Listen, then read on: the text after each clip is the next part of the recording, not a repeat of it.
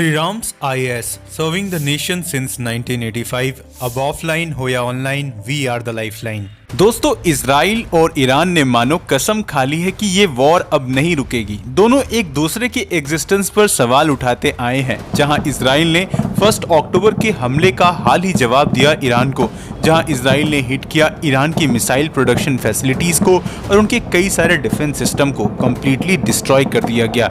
अब इसके बावजूद ईरान क्या अब रुक जाएगा? बिल्कुल नहीं, बल्कि अब तो ईरान और भी ज्यादा तैयारी कर रहा है। ऐसा कहा जा रहा है कि ईरान ने 1000 से ज्यादा बैलिस्टिक मिसाइल्स टारगेट कर रखे हैं इजराइल की तरफ, और यहाँ कभी भी इजराइल पर एक बड़ा अटैक हो सकता है, जिससे इजराइल में आज एक तरीके से टेंशन सी है और एक तरह से आप बोल सकते हो कि अलर्ट भी है। तो आज इजराइल में एक अलर्ट देखा जा सकता है। और ऐसे भी यहाँ पर नदिन इजराइल में खास करके हिजबुल्लाह ने भी कंटिन्यूसली यहाँ चेक करके रखा है, कंटिन्यूसली इंस्टेबल करके रखा है इस जोन को, जिस पर इजराइल का कहना है कि that country is at high level of readiness in case of Iran attacks it। तो देखो, अभी इस वीडियो में हम डिस्कस करेंगे कि क्या ये पॉसिबिलिटी है कि ईरान एक बहुत बड़ा मैसिव अटैक करेगा, अब तक का सबसे बड़ा अटैक करेगा इजराइल पे। और इस केस में देखो, आज के वक्त में हम देख सकते हैं कि कई सारे ऐसी कंट्रीज जो ऑलरेडी इजराइल को अक्सर सपोर्ट करती आई है, वो भी अब कह रहे हैं कि देखो अब रुक जाओ और एस्केलेशन मत करो, किसी एक को तो रुकना पड़ेगा। ईरान अगर नहीं मान रहा है तो इजराइल को समझाया जा सकता है, लेकिन इजराइल का दूसरी तरफ कहना है कि देखो, क्योंकि यहाँ पर हमारी खुद की सेफ्टी के बारे में बात आ जाती है, यहाँ पर बात आ जा रहा है हमारा खुद का सेल्फ डिफेंस के बारे में, तो उस केस में इजराइल को ये पूरा हक है कि वो अपनी सेल्फ डिफेंस के लिए हर एक स्टेप ले सकता है। और दूसरी तरफ यहाँ पर रिसेंटली हम देख रहे हैं कि डोनाल्ड ट्रंप ने कुछ ऐसे अभी स्टेटमेंट्स दिए हैं जहां पर वो कह रहे हैं कि देखो, अगर हम कुर्सी पर आ रहे हैं, जब तक हमारे तब तक ये मामले को आप सुलट लो, अगर मैं आ जाता हूं तो उसके बाद कई सारे बड़े चेंजेस आपको देखने को मिल सकते हैं। तो आइए इस लेक्चर में इन सारे चीजों को, इन सारे डेवलपमेंट को डिस्कस करते हैं। But before starting this, I welcome you to Sri Ram's IAS, an institute serving the nation since 1985. And if you have not subscribed this channel so far, do subscribe and press the bell icon for more update regarding world affairs। और दोस्तों, हम काफी अच्छी qualities के, better qualities के लिए आपके लिए लेक्चर्स लेकर आ रहे हैं वर्ल्ड अफेयर से।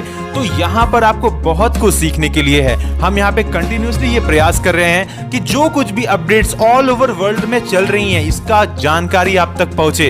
You should become a knowledgeable person, और यही श्री राम्स IAS का कहीं ना कहीं मोटिव है। तो इसलिए आपको जुड़ना चाहिए हमारे इस परिवार के साथ। तो आप जल्द से जल्द सब्सक्राइब करिए अगर आप अभी तक नहीं करे हैं। दोस्तों, इजराइल के अटैक करने के बाद अब दोबारा यहाँ ईरान कह रहा है कि वो इजराइल को नहीं छोड़ेंगे, इजराइल पर एक बड़ा अटैक करेंगे। और इसलिए अली खेमनेई, जो कि ईरान के सुप्रीम कमांडर है, इन्होंने कहा है कि ऑलरेडी 1000 से ज्यादा बैलिस्टिक मिसाइल इन लोगों ने रेडी करवा रखा है इजराइल की तरफ। वो टारगेट में, वो कभी भी हिट कर सकते हैं, जिसके बाद से इजराइल में एक पैनिक है, एक तरीके से आप समझ लो अलर्ट है। तो सिचुएशन कभी भी खराब हो सकती है, कभी भी ईरान अटैक कर सकता है इजराइल पर। अब जिसके बाद देखो, यहाँ पर जियोपॉलिटिकल सिनेरियो जो बन रही है आज के वक्त में, आज हम देख सकते हैं कि किस तरीके से कंटिन्यूअसली ये एक दूसरे पर अटैक कर रहे हैं। कभी इजराइल कर रहा है, उसका बदला लेने के लिए ईरान दोबारा अटैक कर रहा है, फिर इजराइल कर रहा है। तो ये कंटिन्यूअसली चला जा रहा है। अब इन सिनेरियो आप समझो इस तरीके से बन सकती है कि अगर ये इसी तरह का हालात रहा तो ये वॉर एक बड़े स्टेज तक जाएगा, जरूर जाएगा, क्योंकि आपको जल्दी देखने को मिलेगा कि यहाँ पर ईरान को कंटिन्यूअसली बैक कर रहा है रशिया, चाइना जैसी कंट्रीज, राइट। और दूसरी तरफ में आप जानते हो कि जो इजराइल है उसके साथ में USA खड़ा है। एंड इवन अभी रिसेंटली जिस तरह का स्टेटमेंट डोनाल्ड ट्रंप का सामने आया, डोनाल्ड ट्रंप ने क्लियरली इस चीज को कहा है, देखो, मेरे आने से पहले आप इस सारे जो मुद्दे हैं, स्पेसिफिकली जो ये वॉर है, इसको आप जल्दी से जल्दी खत्म करो।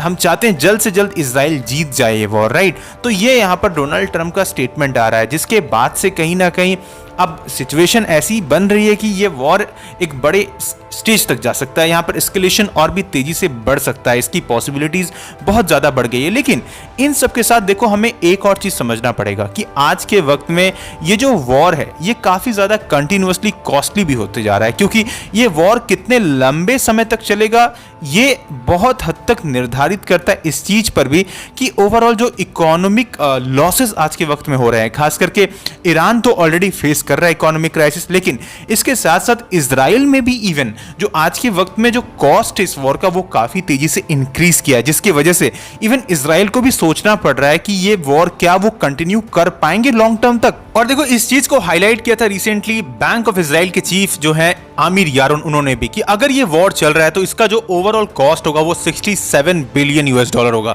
आप समझ सकते हो ये कितना बड़ा नंबर है 2023 से लेके 25 के बीच में।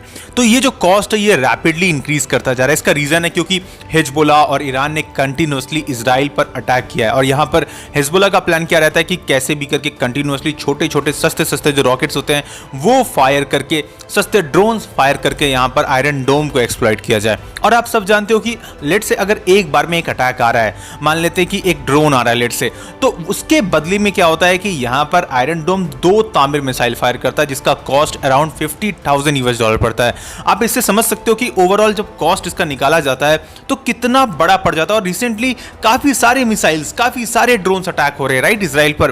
तो इजराइल ये भी कहीं ना कहीं आज के वक्त में सोच रहा है कि इतना ज्यादा कॉस्ट जो इंक्रीज कर रहा है ये आने वाले वॉर की जो ओवर आप बोल सकते हो कि जो पर्सपेक्टिव है इसको बदल सकता है। तो आने वाले वक्त में ये वॉर इकोनॉमिक पर्सपेक्टिव से कितना लंबा चल सकता है ये देखने वाली बात होगी। और देखो इन सब के साथ इजराइल का जो रिसेंट टाइम में इंटरनेशनली उन्होंने स्टैंस जो रखा है अपना, वो काफी ज्यादा चिंताजनक रहा है, स्पेसिफिकली यूएसए के लिए भी, क्योंकि यूएस भी यहाँ पर कई बार विडंबना में पड़ जाता है कि हम इजराइल को किस हद तक जाकर सपोर्ट करें। क्योंकि हमने देखा है कि रिसेंटली इजराइल ने यूनाइटेड नेशन के खिलाफ जाकर UNRWA को बैन कर दिया, जो कि एक काफी इंपॉर्टेंट रोल प्ले करती है पैलेस्टीनियन लोगों के लिए, रिलीफ प्रोवाइड करने के लिए, ह्यूमैनिटेरियन सपोर्ट प्रोवाइड करती है राइट। तो उस केस में इसका बैन करा जाना अपने आप में एक इंटरनेशनल प्रेशर क्रिएट करता है, जो यूएस के लिए भी एक काफी ज्यादा प्रॉब्लमेटिक सिचुएशन क्रिएट करता है। तो अब देखो आने वाले वक्त में अगर डोनाल्ड ट्रंप जीत रहे हैं ये इलेक्शन को, तो उनका क्या पर्सपेक्टिव रहता है, वो क्या स्टांस लेकर सामने लेकर आते हैं, तो ये काफी इंटरेस्टिंग होगा देखना। और हो सकता है यहां पर इजराइल आपको कुछ और ही देखने को मिले, और भी ज्यादा यहां पर एग्रेसिव हो जाए, तो इसकी भी पॉसिबिलिटीज है। तो जो भी होगा development will definitely provide you, but for that what you need to do from your side is to subscribe Shriram's IAS channel, and at last may God bless you all.